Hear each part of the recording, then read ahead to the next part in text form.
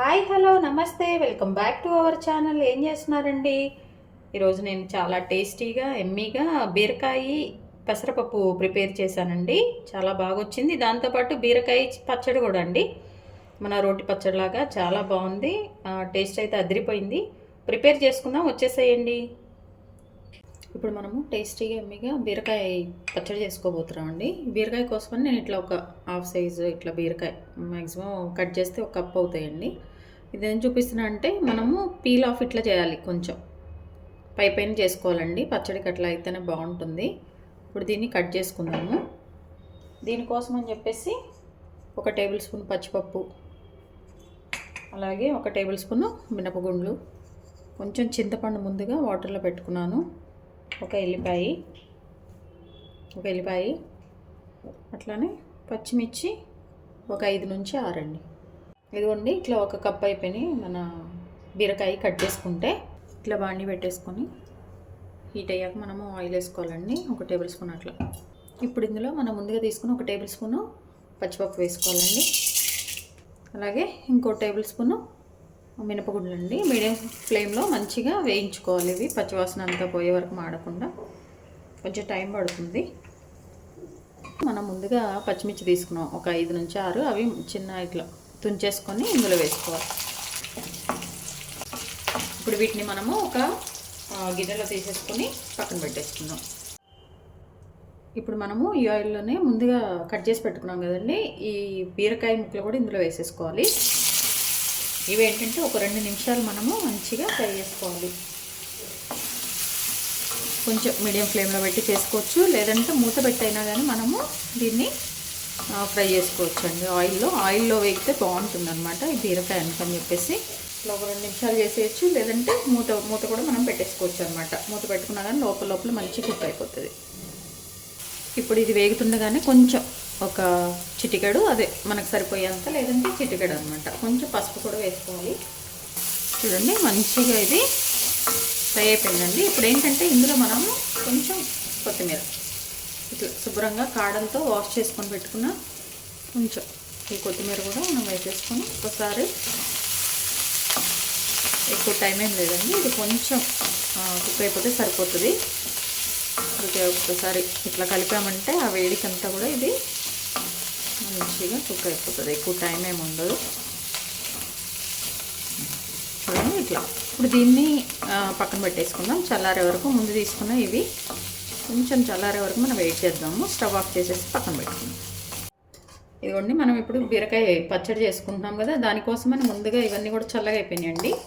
ఈ పచ్చిపప్పు మినపగుండ్లు అనమాట, వీటితో పాటు మిర్చి. ఫస్ట్ మనము ఇవి మిక్సీ వేసుకోవాలండి. అన్నీ ఒకసారి వేస్తే ఇవి నలగమనం అంట, అందుకే ఫస్ట్గా మనము వీటిని మిక్సీ వేసుకోవాలి.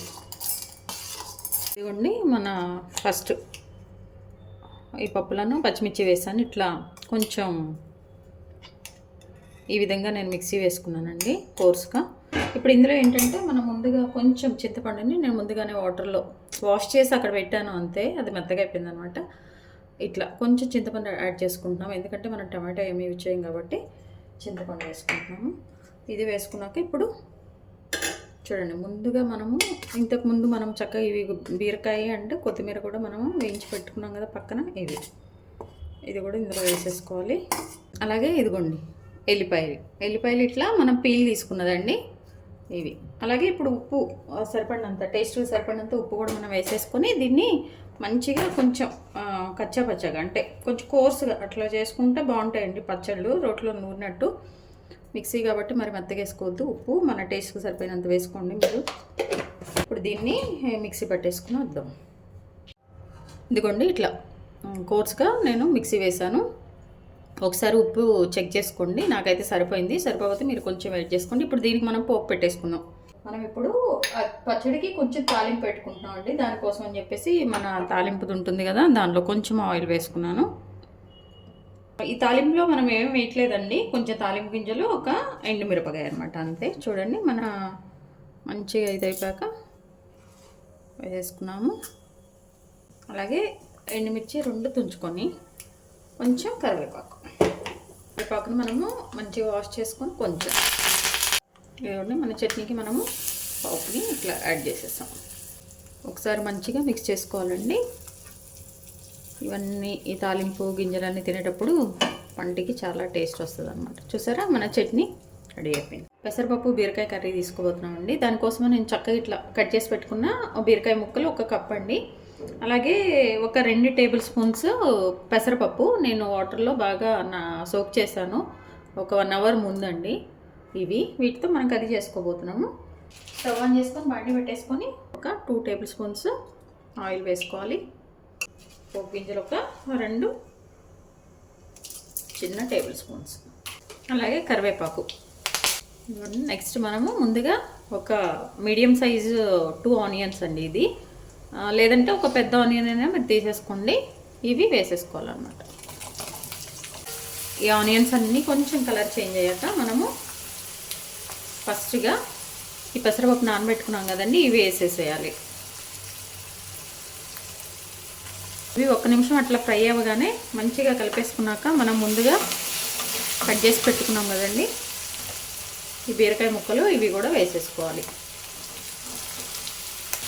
మాడకుండా కొంచెం కలుపుకుంటూ వీటిని, వాటర్ కూడా ఇప్పుడు అసలు ఏం వేయొద్దండి, చక్కగా కలుపుకుంటూ కొంచెం ఉడికే వరకు వీటిని మనము జాగ్రత్తగా మీడియం ఫ్లేమ్లో పెట్టేసుకొని కుక్ చేసుకోవాలి.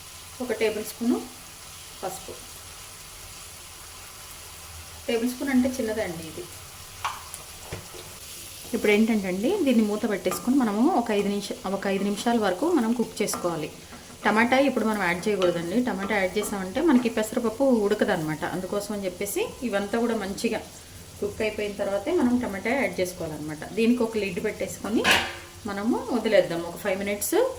మధ్య మధ్యలో కొంచెం కలుపుకుంటూ ఉండాలండి, మాడిపోకుండా. ఇదిగోండి 5 నిమిషాల తర్వాత మన కర్రీ అండి.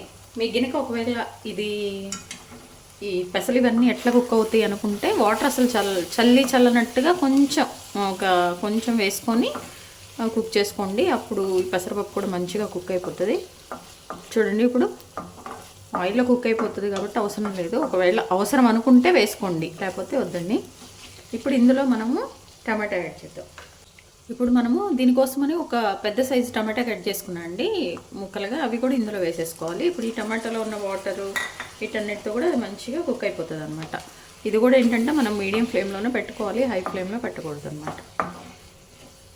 దీన్ని మళ్ళీ మూత పెట్టేసుకొని ఇంకొక 5 నిమిషాలు మనము 5 నిమిషాల వరకు దీన్ని వదిలేద్దాం. మీడియం ఫ్లేమ్లో పెట్టేసుకొని ఇట్లా మూత పెట్టేసి ఇంక టమాటాలు మగ్గుతాయి కదండి, ఒక 5 మినిట్స్ ఇట్లా మీడియం ఫ్లేమ్లో పెట్టేసి మనము మధ్యలో కలుపుకుంటూ మాడకుండా కలుపుకుంటూ ఒక 5 నిమిషాలు మనం దీన్ని కుక్ చేసుకోవాలి. ఇవ్వండి చక్కగా ఒక 5 నిమిషాల తర్వాత మన టమాటా కూడా మంచిగా మగ్గిపోయింది. చూసారా, ఇదిగోండి టమాటా కూడా అన్నీ కూడా మంచిగా మగ్గిపోయినాయి అనమాట. ఇప్పుడు మనము మన రుచికి సరిపడినంత ఉప్పు కారం యాడ్ చేసుకోవాలన్నమాట దీనికి. ఇది టమాటా చూసారా మంచిగా మెత్తగా అయిపోయింది అనమాట. ఇది చపాతీకి కానీ రైస్కి కానీ చాలా బాగుంటుందండి.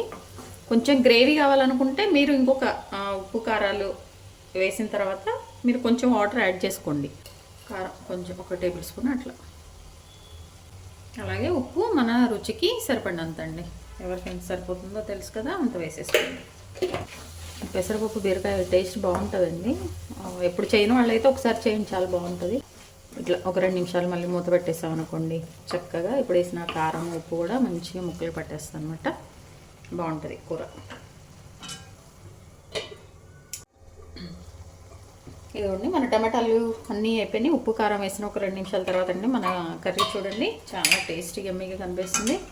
ఇప్పుడు ఈ టైంలో అండి మీకు ఎవరికన్నా కొంచెం ఆ గ్రేవీ వాటరీగా కావాలంటే కొంచెం వాటర్ వేసుకోండి. ఈ కర్రీకి వాటర్ ఎక్కువ అయితే మంచిగా ఉండదు.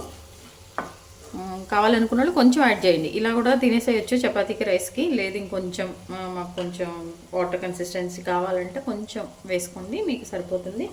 ఇంకా లాస్ట్లో ఏంటంటే దీనికోసం మనము 1 కప్పు కొత్తిమీర శుభ్రంగా కట్ చేసి పెట్టుకున్నాం అండి.